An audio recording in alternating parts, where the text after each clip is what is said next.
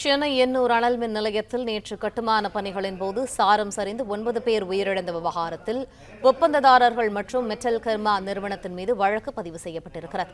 இது தொடர்பான மேலும் விரிவான தகவல்களை எமது செய்தியாளர் கதிரவன் வழங்க கேட்போம். கதிரவன், விரிவான தகவல்கள் என்ன? திருவள்ளூர் மாவட்டம் பொன்னேரி அருகே வாயலூரில் எண்ணூர் சிறப்பு பொருளாதார மண்டல உயர் அணுமின் நிலையம் கட்டுமான பணிகள் நடைபெற்று வருகிறது.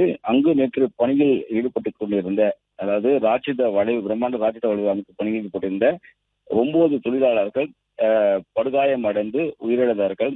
10க்கும் மேற்பட்ட பணியாற்றி வந்ததாகவும் 10க்கும் மேற்பட்ட காயமடைந்த நிலையில் ஸ்டான்லி அரசு மருத்துவமனையில் சென்ற போது 9 வடமாநில தொழிலாளர்கள் உயிரிழந்ததாகவும் தெரிவிக்கப்பட்டிருக்கிறது. ஒருவர் படுகாயங்களோடு சிகிச்சை பெற்று வருகிறார். இந்த நிறுவனத்தை இந்த ஒப்பந்தத்தை மெட்டல் கர்மா என்ற ஒரு நிறுவனம் எடுத்து பணியாற்றி வந்ததாகவும், அந்த நிறுவனத்தின் அலட்சியத்தின் காரணமாக தான் இவர் உயிரிழந்ததாகவும் கூறி தற்போது 2 பிரிவுகளில் வழக்கு பதிவு செய்யப்பட்டிருக்கிறது. அலட்சியமாக செயல்பட்டு மரணத்தை விளைவித்தல், உயிருக்கு ஆபத்தை விளைவித்தல் உள்ளிட்ட 2 பிரிவின் கீழ வழக்குகள் பதிவு செய்யப்பட்டிருக்கிறது. அது மட்டுமில்லாமல் அந்த நிறுவனத்தில் பணியாற்றிய அந்த ஒப்பந்ததாரர்கள் மீதும் வழக்குகள் பதிவு செய்யப்பட்டதும் தெரிவிக்கப்பட்டிருக்கிறது. 2 பிரிவின் கீழ் வழக்கு பதிவு செய்து அவரிடம் விசாரணைகள் மேற்கொள்ளப்பட்டு வருவதாகவும் தெரிவிக்கப்பட்டிருக்கிறது. சுமார் 45 அடி உயரத்தில் இவர்கள் பணியாற்றி வந்தபோது இந்த சாரம் சரிந்ததுனால இந்த விபத்து ஏற்பட்டதாகவும், பாதுகாப்பு உபகரணங்கள் முறையாக கொடுக்காத காரணத்தினால்தான் இந்த விபத்து ஏற்பட்டதாகவும் தெரிவிக்கப்பட்டிருக்கிறது.